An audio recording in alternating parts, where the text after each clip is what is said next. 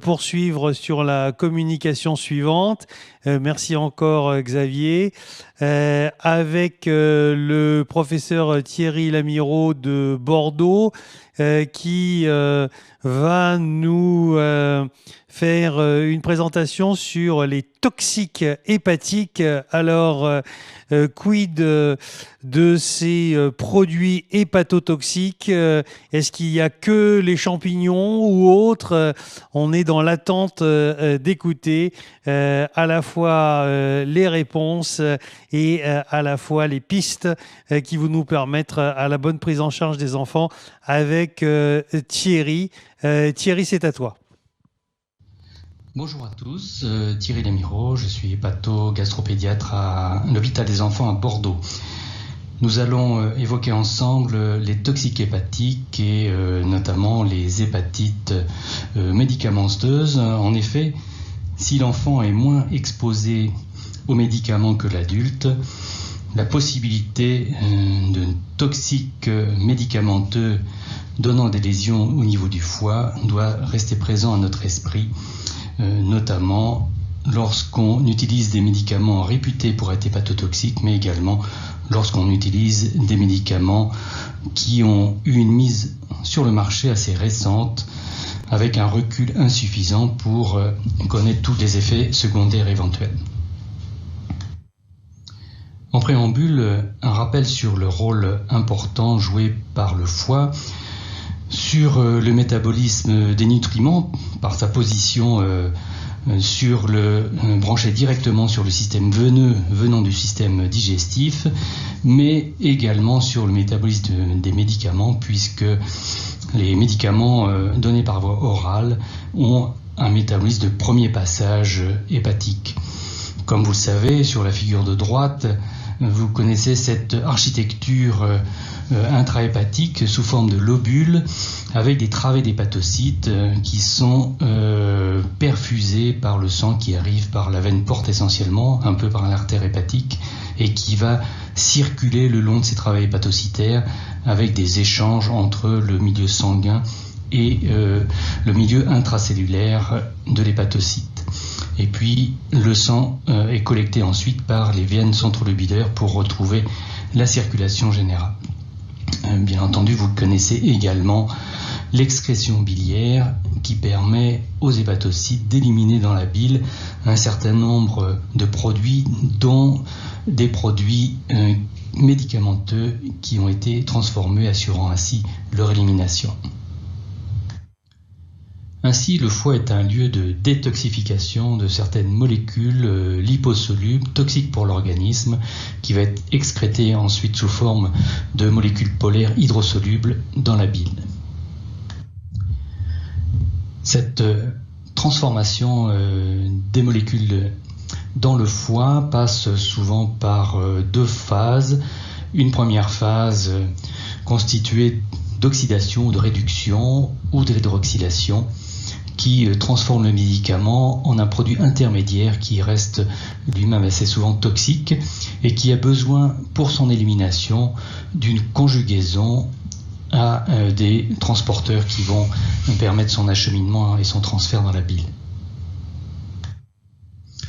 Les processus qui confèrent la toxicité d'un médicament ou d'un autre produit au niveau hépatique sont très variés. Ils peuvent faire intervenir une inhibition des protéines ou de certains enzymes, diminuer les apports d'oxygène ou la perfusion au niveau hépatique, entraîner une peroxydation des membranes, se lier de façon covalente et perturber le fonctionnement des organites intracellulaires, entraîner une réaction immunologique, le plus souvent par l'intermédiaire de la fixation sur un aptène, ou entraîner directement par des voies pro-inflammatoires une apoptose, des lésions de nécrose ou un dysfonctionnement mitochondrial. Un certain nombre de facteurs peuvent influencer la toxicité pour un même médicament, notamment son mode d'administration en dose unique ou multiple, répétée, la cinétique d'absorption digestive et d'élimination d'un produit, le fait d'avoir une induction enzymatique concomitante induite par la prise d'alcool ou d'autres médicaments associés, le jeûne ou la dénutrition, des facteurs génétiques qui peuvent jouer par l'intermédiaire d'un déficit de cytochrome par exemple, ou des capacités des réactions biochimiques intracellulaires de l'individu, une immaturité des voies métaboliques dans certaines populations comme le prématuré ou le jeune nourrisson, ou alors une infection virale concomitante qui va aggraver les lésions hépatiques. Deux grands mécanismes de toxicité peuvent intervenir. La toxicité directe, qui concerne soit des toxiques non médicamenteux, soit des médicaments pris à des doses importantes, de surdosage. Les événements sont alors prévisibles, identiques pour tous les individus et sont dépendants de la dose. C'est une toxicité dite intrinsèque, comme par exemple pour le paracétamol. La deuxième possibilité, c'est celle d'une toxicité dite idiosyncrasique, qui concerne des événements non prévisibles et survenant à des doses thérapeutiques pour les médicaments. Elle touche uniquement certaines personnes et fait intervenir des mécanismes immunoallergiques ou métaboliques. Elle s'accompagne souvent de ce qu'on appelle le syndrome d'hypersensibilité, avec la fièvre, un rage cutané, des arthralgies, une hyperéosinophilie, et l'effet est par exemple celui de l'allotane. Dans ces cas-là, il faut s'attendre, si le sujet est à nouveau exposé au toxique, à avoir une réaction plus précoce et encore plus sévère. Quelles sont les circonstances cliniques qui peuvent amener à se poser la question d'une hépatite toxique ? Le plus souvent, l'hépatite est asymptomatique et c'est la découverte d'une perturbation du bilan hépatique sur la surveillance biologique d'un traitement qui va faire évoquer ce diagnostic. Parfois, le tableau clinique peut être symptomatique mais peu spécifique, avec une fatigue, de la fièvre, des douleurs abdominales, des vomissements, ou un peu plus évocateur, un syndrome d'hypersensibilité que nous venons de voir auparavant et qui témoigne d'une réaction immunoallergique aux médicaments. Les teintes plus franchement évocatrices à type d'ictère est beaucoup plus rare. L'évolution du chiffre des transaminases permet de distinguer des manifestations d'hépatite médicamenteuse aiguë, avec une augmentation importante des transaminases qui vont ensuite baisser puis se stabiliser à un niveau très bas, et les hépatites chroniques dans lesquelles le taux de transaminase va baisser mais va se maintenir ensuite à des taux élevés, avec éventuellement parfois des poussées plus importantes.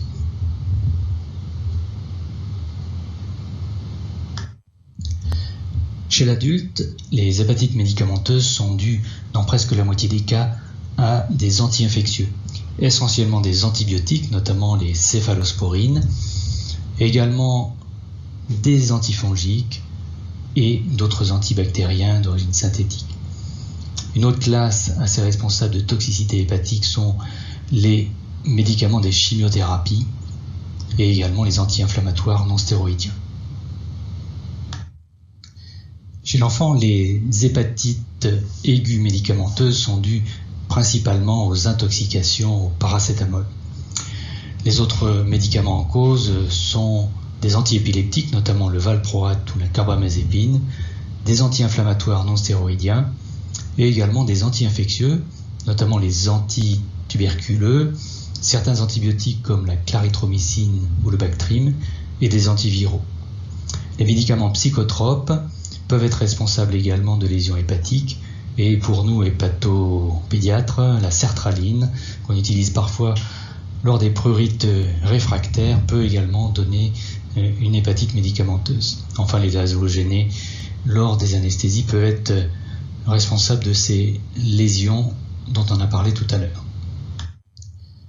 La toxicité du paracétamol apparaît pour une prise unique supérieure à 150 mg par kilo et peut s'accompagner de signes cliniques non spécifiques comme les troubles digestifs. Le risque est surtout dépisté par le dosage du paracétamol dans le sang à la 4e heure après la prise, qui est prédictif d'une atteinte hépatique s'il est supérieur à 200 microgrammes par millilitre.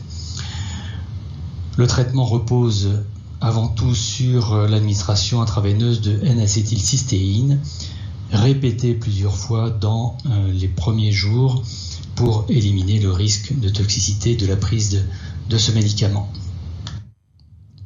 Lorsque l'enfant est vu au-delà de la 4e heure après la prise de la dose toxique de paracétamol, il faudra utiliser le nomogramme de Romack et Matthew pour apprécier le risque de forme sévère d'hépatite toxique au paracétamol en fonction de la paracétamolémie et du délai après l'intoxication. Les autres toxiques responsables d'hépatite aiguë sont bien sûr les champignons, et vous voyez ici une amanite phalloïde.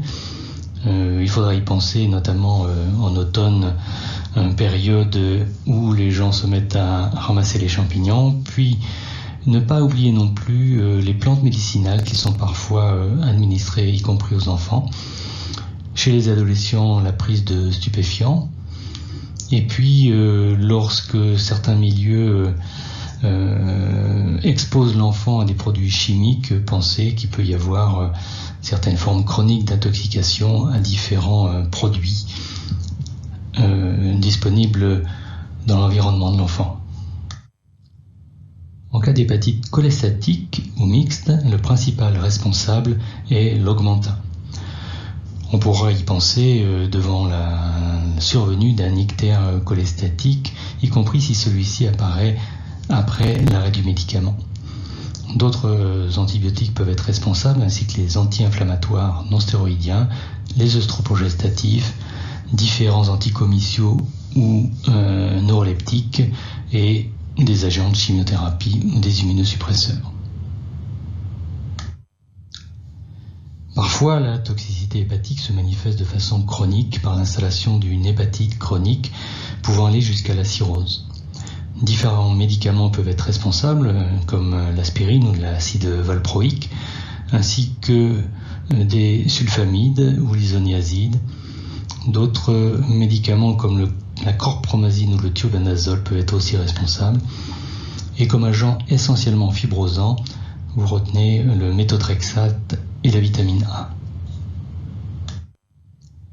Concernant le valproate, qui est très prescrit chez l'enfant, vous voyez cette étude concernant un nombre important de décès sous valproate depuis plusieurs dizaines d'années. Eh bien, 156 décès ont été attribués à l'hépatotoxicité du valproate, les facteurs de risque principaux étant un âge inférieur à 6 ans et le fait d'avoir une polythérapie anticomyciale. Une des questions posées parfois, c'est la responsabilité de prise répétée de paracétamol dans la survenue d'une atteinte hépatique chronique. Dans cette étude, les auteurs ont recensé, d'après les littératures, les centres antipoison, la FDA ou auprès du fabricant, un certain nombre de cas rapportés d'hépatite chronique au paracétamol. Vous voyez ici qu'il y a eu 76 cas sur 2531 cas rapportés, 67 cas d'atteinte hépatique avec 26 décès. Néanmoins, quand on analyse un peu plus en détail en fonction de la posologie, vous voyez qu'il y a eu seulement 6 cas d'atteinte hépatique et aucun décès lorsque la posologie était dans la dose thérapeutique, c'est-à-dire inférieure à 75 mg par kilo et par jour. Donc, il est raisonnable de conclure que le paracétamol pris à dose thérapeutique n'est pas responsable d'atteinte hépatique notable chez l'enfant. La responsabilité de médicaments dans la survenue d'une hépatite granulomateuse est un événement relativement rare. Vous voyez ici quelques exemples de médicaments qui ont pu être rendus responsables d'hépatite granulomateuse, les anti-inflammatoires, la vitamine A, encore les halogénés et un certain nombre d'autres médicaments, mais c'est une situation relativement rare.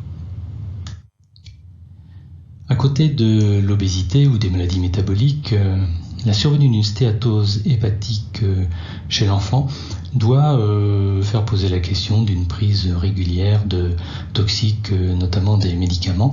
Vous voyez ici un certain nombre de médicaments responsables de survenue de stéatose, les AINS, les corticoïdes, le valproate, des anticomiциaux, des antiviraux, bien un certain nombre de médicaments anticancéreux et des toxiques chimiques également.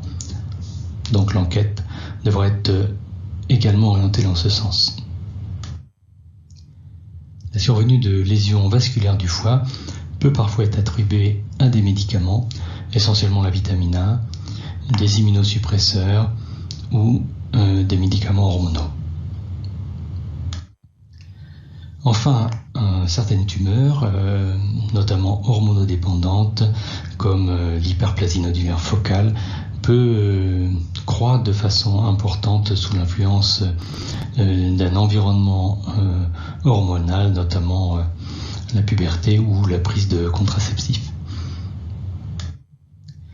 Voyons maintenant comment faire le diagnostic, quels sont les éléments qui permettent de rattacher à une cause toxique un tableau d'hépatite aiguë ou chronique. Lorsque la prise d'un toxique potentiel est connue, ça peut être soit une intoxication aiguë connue, eh bien il faudra vérifier avec l'aide du centre antipoison la toxicité hépatique éventuelle du toxique qui a été ingéré.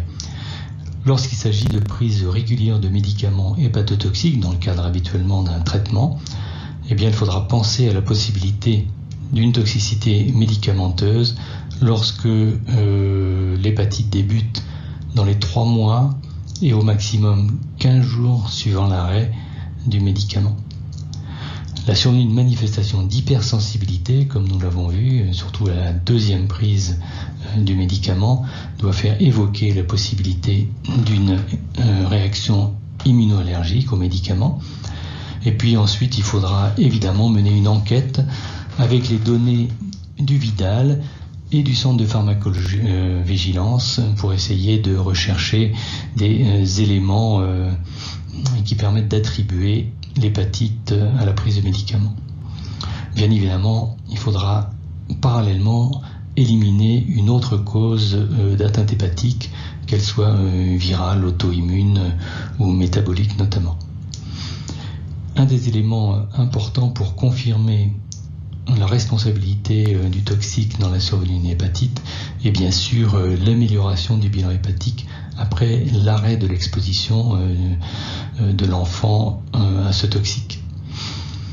Dans ces situations particulières, la biopsie hépatique peut éventuellement aider, en particulier lorsque certains diagnostics différentiels difficiles sont essentiels à éliminer, ou lorsque le traitement en cause est difficile à arrêter. Un des éléments essentiels pour confirmer la toxicité d'un toxique dans la responsabilité d'une hépatite est évidemment la chronologie. Le délai entre le début du traitement et la survenue de l'atteinte hépatique est suggestif lorsque celui-ci est entre 5 jours et 90 jours lors du premier traitement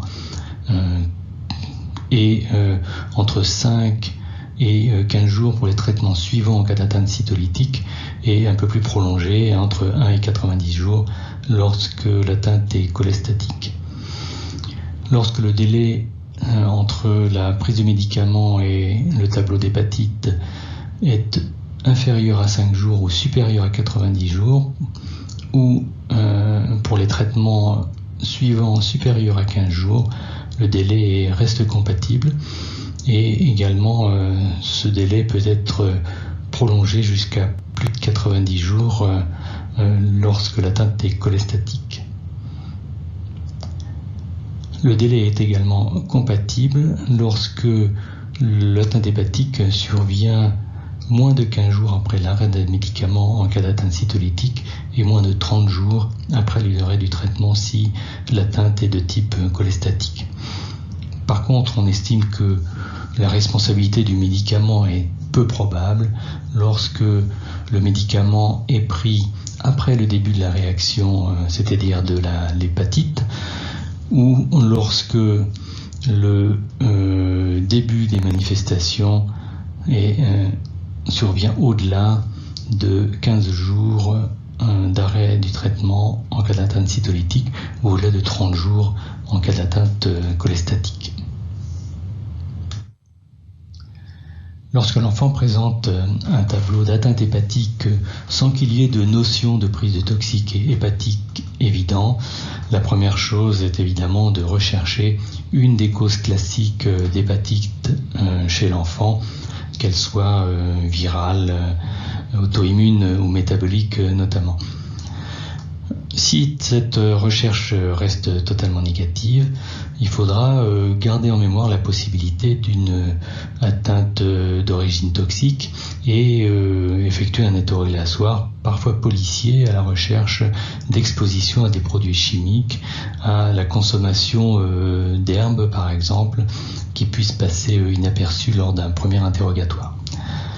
Il faudra également interroger le CAP ou la pharmacovigilance en cas de prise de médicaments qui n'étaient pas réputés hépatotoxiques, mais dont pour lequel le recul lors de la mise sur le marché est relativement faible et ne permettent pas d'être complètement rassurés sur leur responsabilité dans une atteinte hépatique. Un autre élément est l'amélioration évidemment du bilan hépatique lorsqu'on arrête un toxique potentiel, et c'est l'attitude qui est préconisée, c'est en cas d'atteinte hépatique, notamment aiguë ou chronique, lorsqu'on n'a pas d'étiologie et que le sujet prend des produits notamment médicamenteux, si ceux-ci ne sont pas essentiels, la première chose à faire est de les arrêter. Encore une fois, le recours à une biopsie hépatique reste tout à fait rare, essentiellement devant des diagnostic difficile si on veut absolument avoir un diagnostic précis de l'atteinte hépatique en cours, et on peut avoir sur le plan histologique des éléments pour la nature toxique.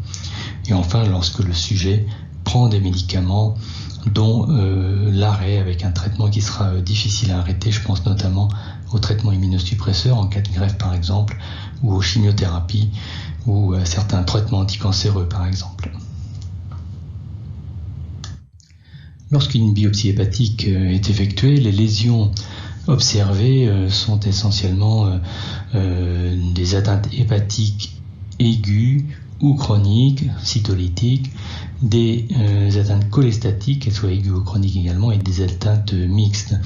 Comme vous le voyez, ces lésions histologiques ne sont pas spécifiques d'une expression clinique, d'un tableau clinico-biologique, puisqu'il peut y avoir des hépatites cytolytiques sur le plan clinico-biologique qui soient accompagnées de lésions cholestatiques par exemple sur le plan histologique, et inversement pour l'aspect clinique ou biologique de cholestase.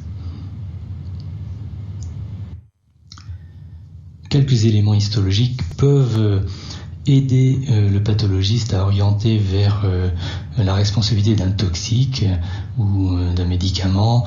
C'est notamment la combinaison d'une inflammation portale, de cellules plasmocytaires dans l'espace porte, la présence de lymphocytes ou d'éosinophiles, déformation en rosette, et éventuellement une cholestase canaliculaire.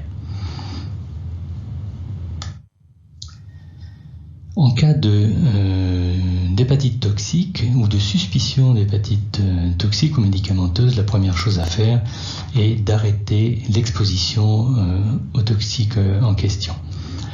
Évidemment, un traitement symptomatique pourra éventuellement être proposé, et dans certains cas, des antidotes sont disponibles. Nous avons vu tout à l'heure la N-acétylcystéine pour les surdosages, les intoxications au paracétamol, mais il y a également la carnitine par exemple pour les intoxications au valproate. L'évolution après l'arrêt du toxique est évidemment importante pour confirmer le diagnostic, et notamment on doit avoir une amélioration rapide du bilan hépatique et qui doit se normaliser dans les 3 mois après l'arrêt de l'exposition. Pour conclure, il faut retenir que le diagnostic d'hépatite toxique ou médicamenteuse peut être difficile. Il faudra l'évoquer devant un tableau d'hépatite survenant dans les 3 mois après le début d'un traitement médicamenteux ou devant l'aggravation inexpliquée du bilan hépatique chez un sujet qui est porteur d'une maladie chronique du foie pour lequel il prend un traitement. La conduite à tenir est alors d'interrompre l'administration de tout produit suspect et de suivre l'évolution qui est le plus souvent favorable en sachant que les hépatites graves sont toujours possibles, pouvant conduire notamment même à la transplantation. Je vous remercie de votre attention.